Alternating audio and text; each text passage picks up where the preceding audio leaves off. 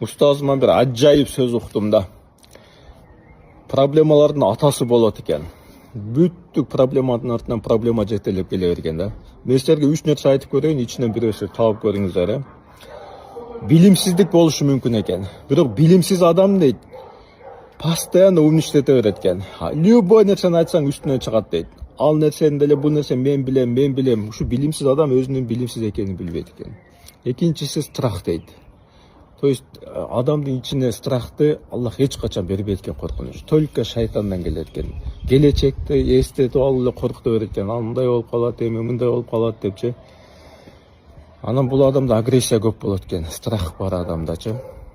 Анан болсом үчүнчү нерсе болсом капачылык.